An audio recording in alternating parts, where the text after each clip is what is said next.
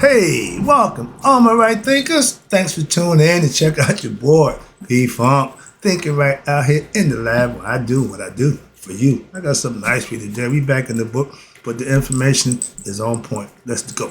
Rightism, 25 rules to live by. Storytelling, story with a message, and there's a message in the story for life. I give life lessons. You tune into receiving them. I appreciate you. We got a good thing going. Let's rock. Right Thinkers mission. That's what I'm on. Is to enlighten, inspire, educate, and motivate you, the individual, to a higher spiritual level of enlightenment. Right Thinkers way of life through mental and spiritual discipline, practice daily, will help and guide you to obtain your goal of spiritual enlightenment, aka know thyself. My mission. Excuse me. Is that all right thinkers? Know thyself. If you're a right thinker, your goal is to know thyself. See where we're going with this? Let's get there together. So I asked the question, do you know you? It's rhetorical. You will when I'm done. And if you don't have an answer for yourself, tune in. I can help you with that. That's what I do for you. A person who knows not and knows not that they know not is foolish. Disregard them. A person who knows not and knows that they know not. It's simple, but you can teach them. That's why I do what I do for you. I appreciate you too. Stay tuned. I got more for you. You know the deal. A person who knows not and believe and think that they know is dangerous. Avoid them. I do. A person who knows and knows not that they know is spiritually asleep. I can awaken them. I'm the spiritual alarm clock here to wake you up with knowledge of self. That's what I do for you. A person who knows and knows that they know is wise. Follow them. All these persons reside in you. Right thinkers, know thyself. And to Maya, be true. Speaking of my girl, it's going to be a lesson about Maya. And hopefully you'll understand why I have the respect I do for her. Let's go. And if you pay attention, maybe you have the same respect too. All right, right thinkers, let's talk about the substratum of creation. What holds it together? What makes it happen?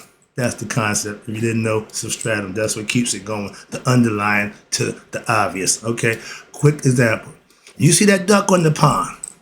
You see him, he's smooth, a swan, whatever bird that the web feet people, animals have. Now, when you see them on top of the water, they smooth and they graceful. They looking like they just chilling. But if you look under that water, them little feet be so yeah, it ain't that easy. When you can make it look easy because you're working behind the scenes. That's the substratum concept. Hope you understand it. Let's go. All right, let's go. Maya, my favorite. Hathor or Hathor. Hathor, the Greek name they call her. And Tahuti, they call them Thermes, Thought, Hermes Trismegistus, Mercury. Everybody got a name, but the concept is this God's heart and mind. That's what you should be working with. So let me try to break it down for you a little bit better. Maya, Hathor, and Tahuti were not part of the Enoch. The 9 gods I'll tell you about of creation: Ra, sun; Shu, air; Tefnut, water; Geb, earth; Nut, heaven; Asar, man; Asap, woman; Set, ego; Netet, nature; and Haru, which is you full grown. When you with knowledge of self, when you reach Nihas, you become great, like Muhammad Ali. I keep using that example now because it makes so much sense. All right, so I can make that. Hopefully, you understand it. That's the analogy. In teaching, the whole goal is to get you to understand an analogy that you can comprehend, understand, and manifest for yourself by using the philosophy. Yet, what happened? These guys, these 3 gods, goddesses, yet they ain't part of the Enoch, but they played important roles in the Assyrian myth. As stated earlier, the netters of the Enoch, I just read them down to you: Atum, Shu, Tefnut, Geb, Nut, Asar, Aset, Set, and Nephthah. As stated earlier, Hathor, Tahuti, and Maya, now they represent attributes, principles of nature, elements that will be in place forever. Let's go. Of the supreme being as the very stuff or the substratum which makes up creation, that makes it go. What's that? This means that what? They are elements which the creative principles use in the act of creation. Perfect example. This idea may be better understood when we break it down this way through the following simile or example. Consider a lump of clay. That's us, human beings in the flesh. Follow with me. Now the clay can be given several forms, but the substratum of any which of the clay is given, but it is still it's still the clay pot. If it becomes a pot, they can use it as a plate, a bowl, a cup, etc. But it will always remain what? The same clay. The composition of the clay does not change. Again, that's what you mean by unchanged. The truth don't change. Your spirit is not going to change. Okay? Balance in your life, not going to change. Okay? Knowing who you are, becoming conscious, not going to change. That's what it's there for those to use. Okay? Now, in the same manner, here we go. Hathor, Mayat, and Tahuti, they all represent attributes of the Supreme Being, which what do not change, regardless of the forms which objects in creation take. Don't make a difference. They don't change. That's my point. Hope you got the cross. Hope you understood it. Now let's go. So therefore, they are what? The constant. Truth is constant. It don't change. When stuff that changed, that's tangible, that's transient, that means it comes and goes. So it ain't all embodied. It ain't the truth. Absolute, okay? It is not absolute. Absolute principles among all that is changing, chaotic, transit, and therefore illusory. Those are all changeable things. In human experience as well as in creation, it don't change. Watch this. Hathor represents the force of spirit. Remember, he sent her down here to take care of all the bad people, and she got caught up, and Tahuti helped her out. That's another story, but that's what she represents, the spirit and the energy, which drives the entire universe. Understand that? Watch this. Now, that same energy, the relentless order and synchronicity of the planets, where they orbit, how they orbit, and I got a little quick lesson for you, of the stars, as well as what? The order of events, which occur in what? In life of every human being. We all have the same thing in us. That's the start. It symbolizes what? It's symbolized by Maya, balance, and the light of what? Consciousness. Ignorance is dark. Consciousness is light. God is all conscious, so he never's in the dark. Moving on, in light of consciousness, which is who Tahuti represents in all human beings. Again, that concept is in all of us. You need to understand that. And the conscious, which is the underlying characteristic of what? All human or sentient beings. And it's symbolized by who? Tahuti. My number one student, when I first met him, I gave him the name Tahuti. And it wasn't until 5 years later, he said, "Oh, how did you know?" Elementary there, Watson. So yeah, if you can see something in somebody and recognize it before they do, you can help them achieve it. That's what I'm trying to get you to understand. I see nothing but greatness in all my right things. I'm just trying to help you get there. Why? I reached mine. I'm great. Oh, he's big as himself. Okay, call it what you want. But I am who I am. I know who I am. Do you? Moving on. But this is good information. Hope you understand how to use it. Now I'm going to break down the Ujat and the Nebjet. Ujat is the serpent. Nebjet is the vulture. You see them wear the hats. Okay, the vulture hat. Mut represents the vulture, the mother. Mayat represents mother. And I'll break that down for you again. But these are all symbolism that they use, and they played out perfect. Once you understand it and use it, you'll know too. Bunch of stories, but they're all for what? Mythological stories, allegorical stories, to teach a philosophy that you can practice and live. They both represent the dual aspect of creation. Remember, it starts there. You got two lands. Understand, you are the land. Your body, you. You got upper conscious, lower ego. Understand that, and this stuff will start making sense to you, hopefully, but that's the symbology behind it, to get you to understand as above, so below. But now you got the two lands. You got Upper Egypt, which is this, symbolized by the lotus plant. Lotus plant grows in the worst place. When it opens up, when the sun rises, it opens up, it's pure, and it rises up. So that's the concept that they're using Upper Egypt. So that's the lotus plant. And the plant also had other properties. You see a bunch of people in Egypt with that plant to their face. We used to sniff glue back in the day. We'd put the bag into our face and sniff the fumes and get bloods.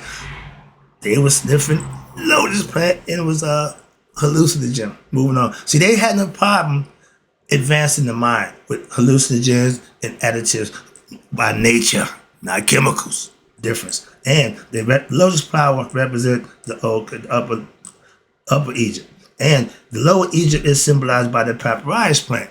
That's what they made to make paper. The reeds that grew up in the plant, they took that, laid it out, drew it out, and made it paper. That's where it starts from. That's the lower Egypt. Now, in a mystical sense, they symbolize heaven, earth, hell, in other words. Why? It's the place where humans are born to what? Know themselves, or continue to what? Reincarnate in human form until they do what? Know themselves. And I'm just trying to help you stop that cycle of coming back because you didn't know yourself. Let's go. And one represents heaven, other represents earth. Spirit, up here, mental. And matter, physical, the body. We are spiritual beings having a human experience. Moving on. I'm just teaching. However, what happened? They also represent what? The subtle spiritual energy we know as Arat, A-R-A-T. We know it better as we call it serpent power. Nephthys and Aset, the dual serpent, they really one, but they go two different ways, okay? And Tahuti represents the staff between them, the male phallus part, the male aspect. We use the man, we put Osiris there, we have Nephthys and Aset tends to him, another lesson, but that's the three, okay? Your medical sign is based on that concept. Moving on. Where we at? Oh, I forgot my space. Oh, I'm down here somewhere. Okay, excuse me. Now, we call this serpent power. I gave you a lesson on that. I got the book on that one too. But it's more commonly known, you ready? To be the name of Kundalini, chakras, same thing, okay? But the serpent power is by the serpent that's coiled in the bottom of your spine. And once you start living right, once you start doing right, you will activate him. And the better you do, the gooder you, more he go up and rise and enlighten the pineal gland. All symbolic, all understandable that you can manifest. I'm just trying to break it down for you as best I can. Let's go. Now, you got the serpent power is what? Life force. That's energy that's within us, which sustains life. Sorry. I'm assuming everybody know this, but I realize they don't. So sustain life energy, which sustains life, and it promotes the desire for what? Action in what? In each human being. If you're living, you should aspire to what? Do, be, or get to what? To know who you are. Not to just be rich and famous and have all the nonsense that the humans want. We are spiritual beings having a human experience. Don't let the human experience take you over. Why? Because you will continue to recycle as a human being without knowledge of self. You're just an animal of the field and you will reincarnate. A spirit without knowledge has to reincarnate until what? Somebody gives it knowledge so it can go back to its maker conceptually. And all human beings, it operates through what? Subtle spiritual energy centers, aka the chakras, and is symbolized by the what? The shaft, the thing going up and down, which is intertwined by two serpents. I said, and that, okay? And it goes up to what? The pineal gland, the sun disk, God, and it gets his wings. Why? Because it ascends. Our spirit goes there. The physical body stays here. Earth, body to earth, spirit to heaven. Simple. Conceptually. How you want to do it. You can believe it if you want. How about that? Just believe it. Don't know. Believe what I'm telling you. That'll work for you. Trust me, because if you practice it, then you'll know. All right? So, where we at? Through opposites people. Okay, now watch this. Now the shaft spirit intertwined by two spirits of the shaft, the Ujat and the Neptat, again, as well as the staff of who? Tahuti. The unity of these two principles, right? Mortality, immortality, and what? The mind and be conscious of who you are, which, what's this? Which are opposite poles. Immortal, mortal, opposites, but the same. The same energy, There we go. And it's synonymous with what? You ready? Enlightenment, aka knowing the ultimate truth, the absolute truth, excuse me. The ultimate goal is to know the absolute truth. That is thyself. That's me and you. Moving on. Het Hadu, Hathor, represents, again, the life energy of Ra. And again, I keep going on the story. I got to keep moving on. I got to keep telling stories. And she is the power of creation itself. Watch that. She's the power of creation. The spirit as creation. The manifestation of the divine spirit is in a female form and is seen as female. And the soul of creation, the male aspect as male, again, boy, I like this. The male aspect, which is called Tahuti, and he represents, listen, the male represents the mind of God. Female, male, marriage, heart, mind, coherence, become one. Y'all males become one. Y'all have sexual pleasures to become one. Intercourse. Y'all trying to be, you going inside her, she wants to just, so that's the concept, but you can do it spiritually, mentally. That's the connection. And physically, all you're going to get is what? Babies, creation, life. That's how it's done. So all that other gender nonsense, don't waste my time with that. Okay? But Tahuti represents the mind of God in this a male aspect. He represents the higher intellectual capacity of what? The mind. You got two sides of the brain. Moving on, I'll get to that in a minute. But when it's attuned to the divine, meaning when it's in the right frequency, the right vibration, the right state of mind, the right righteous living, all the virtuous things that come with it, what happened? Tahuti, the messenger of God, and Mayat, Mayat, she represents, you ready? The very order which constitutes creation. She's not the energy, she's not the spirit, she's what keeps the order. The sun is that far away for a reason. Every planet is there for a reason. That's Mayat. If that ain't power, color me dumb. And therefore what?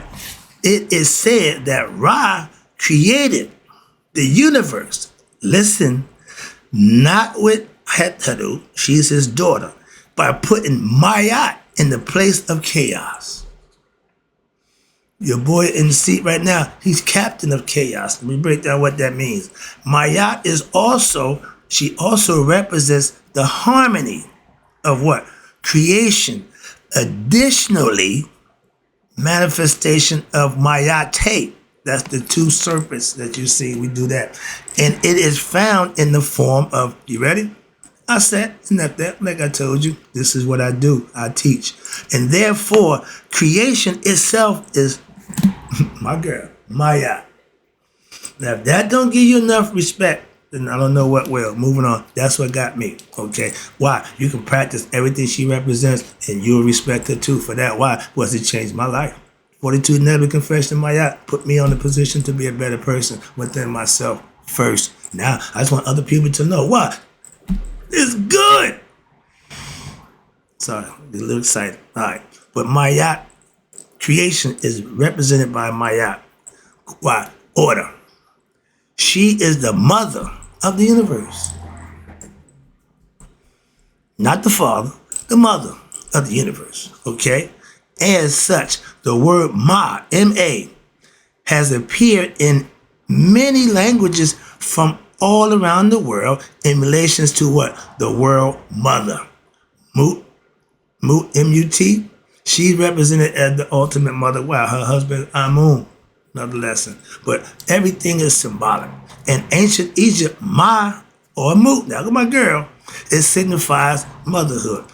Aset is the ultimate mother for what she did, or not the mother, but she did for her son and her husband. She did ride or die. But this is all female characteristics that you can manifest within yourself. That don't make you gay or feminine. These are principles. They just on the feminine side. They have their right again also. And watch this. As such, moms and signifies mother. In India, Mata. In English-speaking countries, it is mother or mama, mom, okay? Spanish is mama or madre. Thus, what? The principle, again, is a principle of the universe, universal mother, and it has found its way into human language all over the world.